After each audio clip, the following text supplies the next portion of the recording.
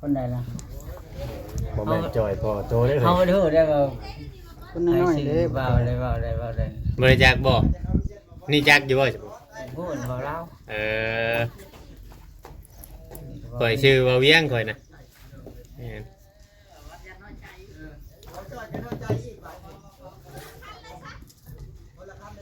อันนั้นไอ้โอ้ยว่าง่ายจ้ะคันเฮาไปนอนเฮือนเพิ่นก็แม่นอยู่ดอกเนาะแต่เพิ่นคือจะว่าแล้วอันนี้เฮือนน้องตัวเอง สาเหตุที่เพิ่นให้นอนนี่เด้อวันนี้บ่มีบ่อนอยู่ ฝากติดตามเบาโอลิแหน่เด้อพี่น้องเบิดสุปูสุคน ว้าวแล้วอ่ะเนาะเราคิดมาแต่ถามบ่คิดก่อนเราบ่คิดมาว่าไอ้ทั้งลุงบอยครับมันช่างโอยนี่ให้โอยนี่คุดห้องน้ำเฮากับคุดขามานี่ได้รถจอดเอาออกได้รถน่ะเฮียเอารถเนาะเตียงนี่โอ้น้องบ่ขึ้นได้มือเดียวนี่มาจ้ะเพิ่น ให้คิดว่า นักกะดีนี่ เตียงตะข่อยเฮ็ดมันมาตรฐาน ตั้งเตียงใช้รถได้บ่โอ้พวกเรายับไปพุ่นอีกจังหน่อย แดดบ่ ทำนี่ก็ได้เลยแน่นแน่นอลีเตียง ไปเลยกับหันยับมาพี่อีก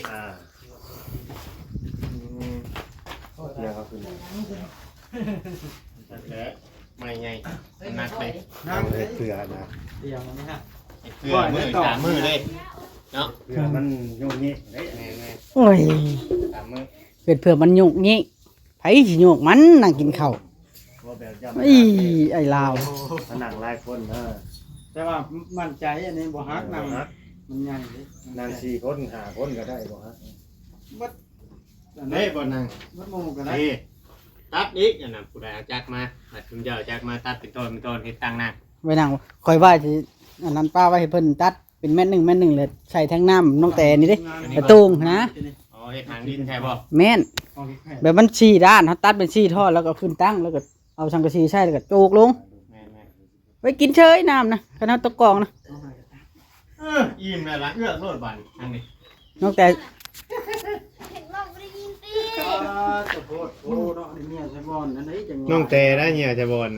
พี่น้องเนื้อห้องนี้ บัดแล้วมันนอนห้องน้อยคือเก่ามันคักมันพอดีนอนได้ห้องน้อยกันเนาะ2คนนึง เอาห้องนี้เอาไว้เครื่อง คันมีลูกยังวะเอานอนห้องใหญ่ เครื่องของนั่นของนอน หมดทิ้งแล้วนี่เนาะ เดสร้างโอ้ย ช่างโอเหี่ยวใช่บอน ใช่วันนี้ ร่างไข่ นี่ อ๋อ ไข่ครอบช่างบอสเอารถมาไว้กันหมู่อีกแล้ว บุตันไว้นั่นแหละ ไข่เลยครับ บุตันดอก ใช้เตรียมนี่ไปตำข้าวเบื่อได้ไหม ยังไม่ได้ไปซื้อเนี่ย ข้าวเบื่อนะ เขาเบื่อกันไปมาไป เด็ไม่เท่าแก้วมาข้าวอยู่วะไม่เฮ็ดข้าวเบื่อนะ เดียวแต่ ไปมาเอาก็ได้เขาอ่อน เอาเกลือใส่ของเกลือ โอ้ยสร้างมันค่านั่นบ่ ช่างเป็นกล้าเฮ็ดฮีดบ้านมื้อนี้น่าจะแล้วเพราะว่ามื้อวานนี่มันเพิ่นเตรียมเครื่องแล้ว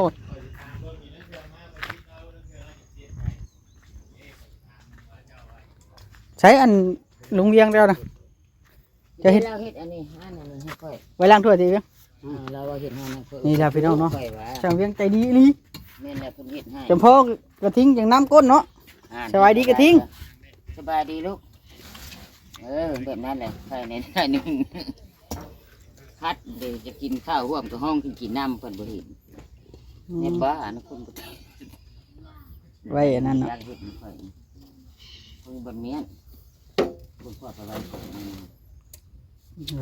สบายดีป่าสบายดีกัน สบายดีบ่เอาไปมีดแม่นสิเสียตัวสิเอาไปเฮ็ดหยังสิเฮ็ดเด็กน้อยเอาไปเฮ็ดหยังบ่มันจะอ่านเลยเบิดเลยนึงอันเดียวนี่ บรินได้เรื่องบรินนะ เบิ่งน้องมือยังบ่ลาบอยู่ค่ะ เดี๋ยวช่างเวียงเอาล่อมาโดยเฉพาะป้าไว้เฮ็ดแล้วได้จากเมืองบาดนี่ อันนี้ยูช่วย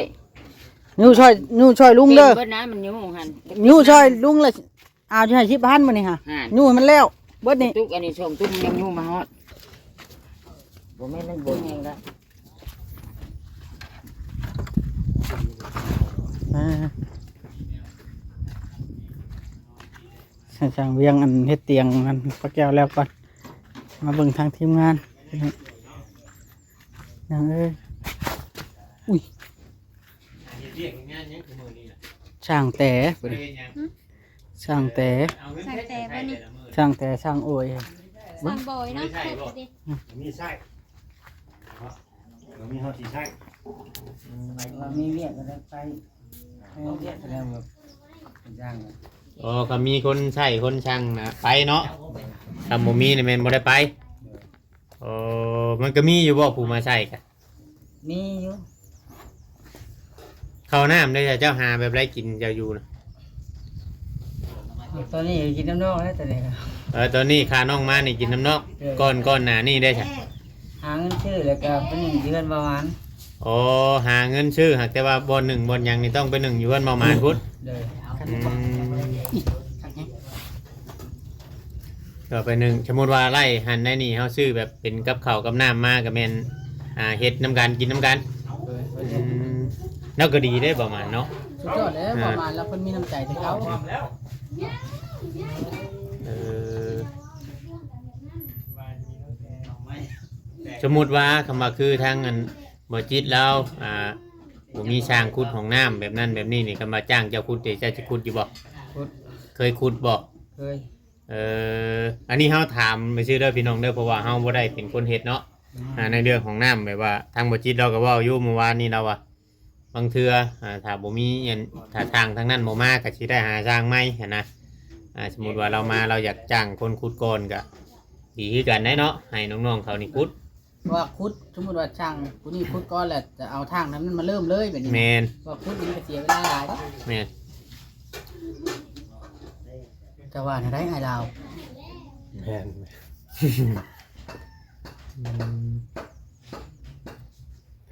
บ่ได้เคยไปทางใดบ่เจ้านะเคยอยู่แต่น้ำบ้านนี่บ่บ่ได้เคยไปเฮ็ดงานในการหม้องอื่นบ่ฮะบ่เคยไปเลยตอนนั้นพ่อชื่อยังมาให้ตอนน่ะ พ่อกับแม่มุนชื่อยังมาให้เจ้า นี่ชื่อยังเพิ่นเอาเงินมาให้เลยชื่อเขา เอาเงินมาให้ชื่อเขา เลย ชื่อเขาจะโด 15 โลบ่แล้วก็ชื่อส่งชื่อเสื้อ อื ไป ม ชื่อเอง เอาเงินมาให้เจ้าแต่ไปชื่อเอง เลย ประ มาณแล้วพาไป อืม เอารถเพิ่นแล้วไป อืมแต่ว่าโทรศัพท์นี่บ่ได้ใช้เจ้าเนาะติดต่อกันบ่ได้เนาะก็พอเนาะ เลย อืมน้องนุ่งมาอยู่แบบนี้ก็ดีใจเนาะพอได้มานี่บาดนี่พี่น้องเอ้ยตั้งแต่มื้อเริ่มน้องมานี่ก็แม่นมากินข้าวอยู่นี่เด้ออืม ก็ดีแล้วมาอบอุ่นกันไอ้น้องมีไผฮักแพงแบบว่าไอ้น้องดอกถ้าไปขึ้นได้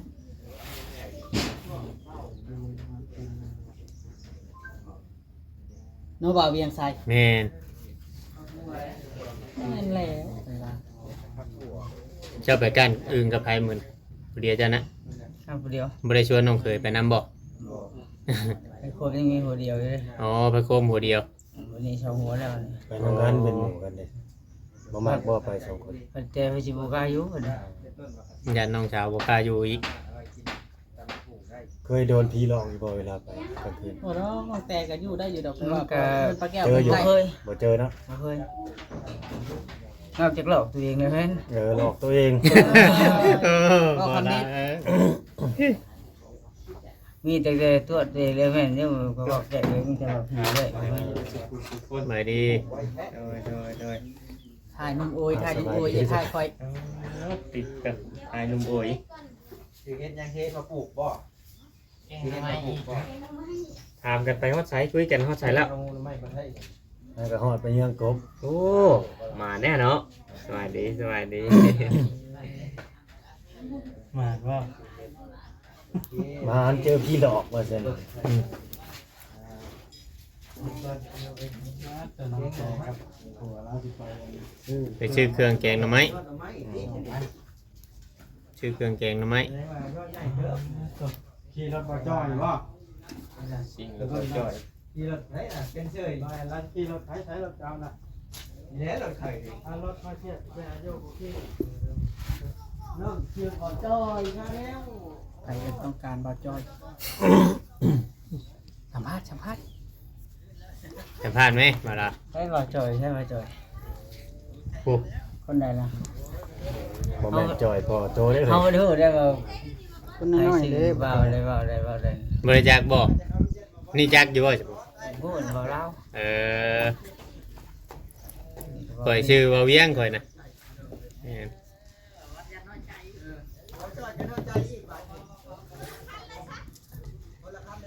อันนั้นไอ้โอ้ยว่าง่ายจ้ะคันเฮาไปนอนเฮือนเพิ่นก็แม่นอยู่ดอกเนาะใจเพิ่นคือจะว่าแล้วอันนี้เฮือนน้องตัวเอง สาเหตุที่เพิ่นให้นอนนี่เด้อวันนี้บ่มีบ่อนอยู่ แม่น บ่มีบ่อนรับบ่อนนอน ตะกี้อะเนาะ แม่น เดี๋ยวนั้นเราว่าเราก็หันมาอยู่กัน มาไอ้บ่าวโอ้ยเป็นมานี่ก็มันก็เงียบเหงาเลยอยู่เนาะมันก็เย็นแล้วแหละแต่บ่มีผู้ใดเรื่อย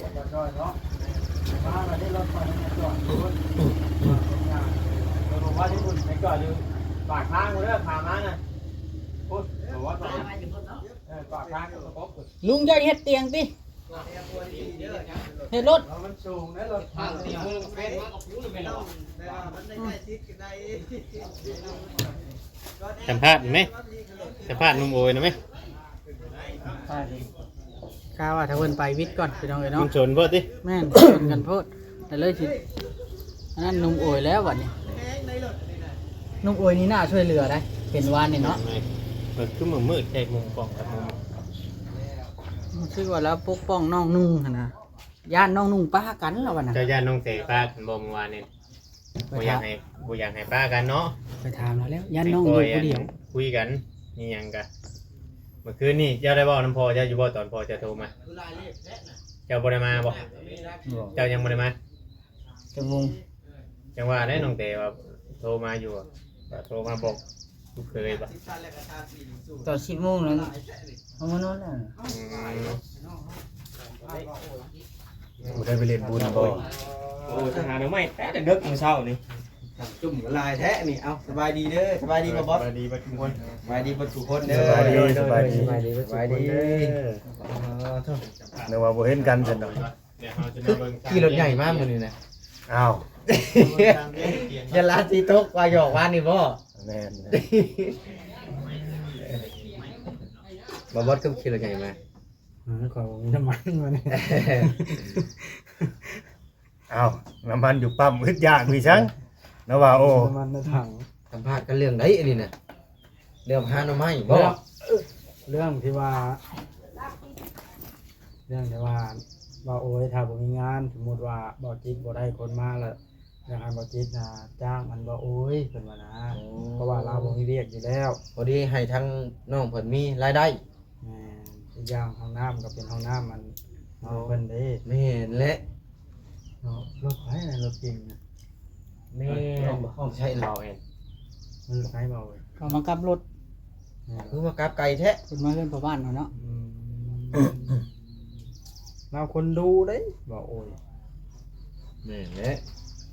อยู่ไปตัดอ้อยตลอดยามอ้อยเนาะโอเคจะได้กล้องคักแท้ แม่น ของเราเองเห็นเนาะ จะไปตัดอ้อยตลอด กล้ บ่ องก็งามของพอลูกแพทย์เนาะ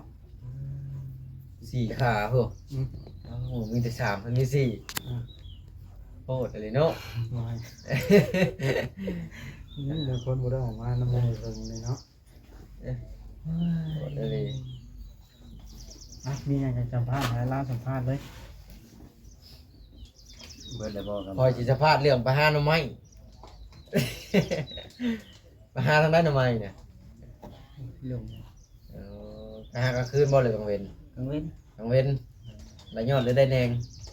ได้ยอด ได้ยอดเลย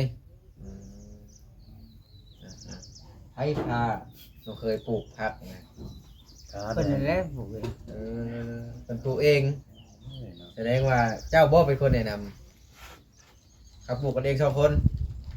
แสดงว่าเขามีความสามารถแม่นบ่บอส แม่น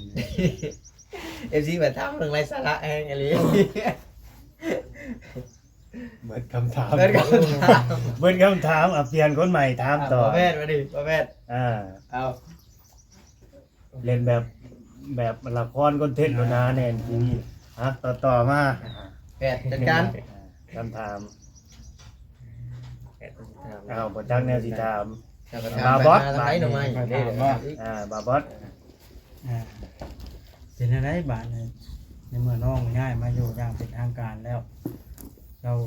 ยังสิไปนอนเรือนผู้อื่นบ่หรือว่าสิมานอนกับน้อง เดี๋ยวบอกว่านอนน้องเลย เอามานอนอยู่นี่บ้านนี่เนาะแบบว่า หามเตียงเขาก็ล่างเลยนอนเนาะหรือจะขึ้นเทิงคนละห้องเลย เละนอนในร่างนะ เอา ตั้งแต่ไปกินนอนนี่นอกเถอะ ทำโมโตโตพูดให้ลำกัน คือว่าคดีเป็นการดีได้อมาอบอุ่นกันเนาะแต่ว่ามีอย่างโจรมาจังได้ตีช่วยกันน้องเรา นี่โจรมาเล่นเราคงเหนื่อย เป็นโจรตีโจรจังโจรตีไฟได้ไหม อ้าวคนเฮาเนาะหักแพงกันแล้วอะน้องนุ่งไอ้น้องกันน้องพอลูกแพะ แมน มีอย่างก็กินน้ำการไปหากินหาอยู่มาอย่างเส้นไปก้านกบกับเจ้าบ่บังเนี่ยอันนี้ แม่นแล้ว จะเอามาแบ่งน้องเนาะ เราเอามาไว้เลยได้บ่แบ่งผู้อื่นเขา เอามาเห็นบนเดียวเลยบ่ แม่น โอ้ดีหลายดีหลาย แม่นแล้ว จ้างโอ้ยหลายคนอยู่แล้วเดียวว่าไงชื่อแล้วบ่จักคำว่าหลายคนเด้จังสิว่าในหลายเราอ่ะ เราอะกูดังปานนี้ เราเฮ็ดหยังแล้วจังเอิ้นเราสร้างหรือเอิ้น เอาเบาดีพาเอิ้น เอิ้นเตรียมไว้บ่ เอิ้นเตรียมไว้ตั้งเทื่อมีงานเราอ่ะ เดินถาช่างโอ้ย สร้างโดย สร้างเวียงเฮาได้เฮ็ดหยังนั่งน้ำปักแก้วเราก็ได้ มันแดดเด้เช้าผมแลนออกแลนเขาแน่เราก็ได้ บอกอันยังบ่ได้มีโปรแกรมหยังบ่ ยัง เดี๋ยวว่ามีโปรแกรมให้สร้างโอยจัดการก่อนก็ได้ เอ้ย อย่าเรามีโปรแกรมนั่นโปรแกรมนี่เนาะ พี่น้องเอ้ยแล้วทางเมืองบ่จิตไปแล้ว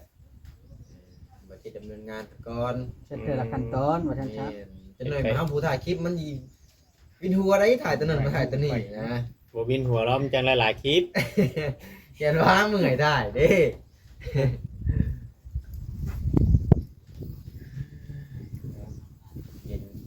เย็นบ่ดี แล้วเราเป็นอะไรคือบ่เปล่าบ่ถามหยังเลย โยมาถามกันเองอันนี้ ก็สิถามน้องเพิ่นน่ะกว่าเทื่อ ตามึง เพิ่นแล้วบ่เพิ่นก็ถามแล้วบ่ ก็ให้เจ้าถามเขา เราบ่อยากถามเด้มันหลายคนยังมันซับซ้อนกันเนาะบ่ล่ะ แม่น อายุอ้ายใหญ่ไปแล้วถามเนาะให้ผมมีอายุได้เป็นคนออกความคิดความเห็นเด้ แม่นบ่เห็นปิดชิงได้เราก็ได้ เอาเชิญให้เราเลยเด้อค่ะ เชิญเลยบ่เนี่ยก็เชิญเลยก็สิได้ถามด้วยบัดนี้ อันในกรณีคันว่าน้องโอ้ยเนาะสิมานอนอยู่น้ำน้องนี่ก็ต้องบอกเพิ่นก่อนทางเจ้าของเรือนก็ต้องบอกเพิ่นอย่างแรกกันว่าสิมานอนแต่บางทีเราก็แต่เฮาอยู่ใกล้กันนะเพิ่นพาอาศัยกันเป็นว่ายังให้อุ่นอยู่เป็นหมู่เป็นหยังก็สิมาอยู่บ่หรือสินอนอยู่หั่นต่อน อนนั่นแหละ เนาะ ถ้ามาเพิ่นว่าอยู่นี่แหล้วบ่ไปใช้ก็เฮาก็นอนอยู่หั่นเนาะ แม่น เพราะว่าแน่ๆเฮาก็ต้องคุยกับเราก่อนนะ เจ้าของดินเจ้าของเรือนตัวจ เพ ริ ราะ ง ว่า มา เฮาเคยเพิ่งพาอาศัยเพิ่นมาก่อนในบัดเฮาจะไปโบราณมาบ่ครบแหละมันบ่งาม นะ เฮาต้องบอก แม่นบ่คือมันหลายใช่ไหม หนุ่มโอยเราเฮ็งเงิน นมยังมาชาบ่ เคินอยู่กับผู้สาวมานี่ กรณีคันว่าจะมานอนอยู่นี้ก็คันว่านอนอยู่ตารางซั่นน่ะมันก็บ่อยากคัก มันก็บ่คือเนาะ บ่คือได้ จะนอนอยู่ถึง บ่คือได้นอนอยู่ตารางเห็นแต่ บาง FC เพิ่นก็ว่า นอกจากน้องเคยมันนอนอยู่กลางคือ บ่ ใหญ่ บ่นอน น อ อน ยู่ อยู่ ตาราง กลาง นี่ก็ตารางเฮือนนี่บ่คือถ้าว่ามีห้องมีหยังทางนี้ แม่เลย บ่มาแล้วนั่นเพิ่นเช็ดห้องให้น้องแต่อยู่ดุมสร้างโอยก็ขึ้นไปนอนเทิงเพิ่นยังเช็ดห้องอยู่นี่อยู่เด้เพราะว่าคำน้องเคยสินอนอยู่เทิงหัวลุงมันก็บ่คือแม่นความเราเว้าหั่นแหละมันผิดเหตุผิดคองนี่แบบนั้น ย้อนมันบ่มีบ่อยู่บ่นอนเลยกันอยู่นำกัน อยู่นั่นก่อนอยู่ไปก่อน3ห้องแล้ว แหละ ตาม FC บางคนเพิ่นคอมเมนต์กันเข้ามาว่าปุ๊กกระต๊อบให้อันบ่าวโอยเนี่ยเด้อสมมุติว่าเรามานอนเฮ็ดกระต๊อบแบบให้เราอยู่ ต่างหาก ต่างหากของเราแต่ว่าเฮ็ดอยู่ให้กินน้ำกันแบบสินะบางคนนะ คักคือกันเนาะ แม่นค่าคือกันแบบนั้นก็ได้ว่าพื้นที่มันก็ยังมีดินอยู่นะ ยังสามารถปลูกได้อยู่นี่เนาะ แม่น เดี๋ยวนี้พอแพทย์ต้องหางบมา อันนี้ก็ขึ้นอยู่กับทางผู้รักผู้ใหญ่พี่น้องไงเนาะเรื่องเฮ็ดเนี่ยเฮ็ดได้เบิดพี่น้องไงเนาะก็ต้องขึ้นอยู่กับทางผู้รักผู้ใหญ่แต่ว่าผู้คนจะเมตตาสงสารท่านใดพี่น้องไงเนาะพอกำลังอยู่น้ำเพิ่นพี่น้องไงซุมเฮาก็เป็นธุระให้หรือว่าเป็นสะพานบุญให้ก็ว่าแม่นน้องเพียงเนาะแต่ว่ามันเป็นจริงพี่น้องเลย แม่นแล้วเนาะ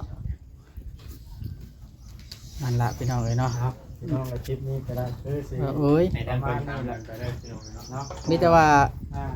พระเอ้ยก็มีแต่ว่าตั้งใจให้แล้วบัดนี้อยู่นำน้องเขาเนาะให้เบิ่งแย่งกัน แม่น บ่อยากให้พิษกันได้อยู่นำกันเนาะไอ้เรา แม่นอ้ายเบิ่งน้องน้องเบิ่งอ้าย แม่น ก็เฮ็ดก็สร้างก็หานํกันได้บ่แม่นสิ เคยเพราะว่าเคยมีประวัติมาแล้วนะแนวพิษอยู่พิษกันนะอยาก ก็ ให้ ได้เอาหาได้ก็หาหานะซอยกันเด้อ นี่มันคือมา เราดูน้ำน้องน้ำ มา มัน แล้ว เอิ้นอะไรก็ได้บ่ได้นี่ เป็นอะไรก็ได้ คันเฮาดุเฮามันเฮาขยันนี่สิมีเองดอกผู้รักผู้ใหญ่เป็นเมตตาเฮาดีบ่ดีสิแต่งคนเมียให้จัง งาน มีบ่ผู้ชายผู้สาว ว่าประชาเมื่อวานมาหานะประชาเจ้านั่นน่ะ แนวบ่ดีเฮาก็ทิ่มกับไป ตายฉัน ยังมื้อแรกนะบ่ มีสาวโซลังมาหาอะไร แม่น ใครเดินทางหน้า เขาเห็นตั้งแต่น่ะแฮงเด้อพี่น้องสบายดีเพิ่นสุขสุขคน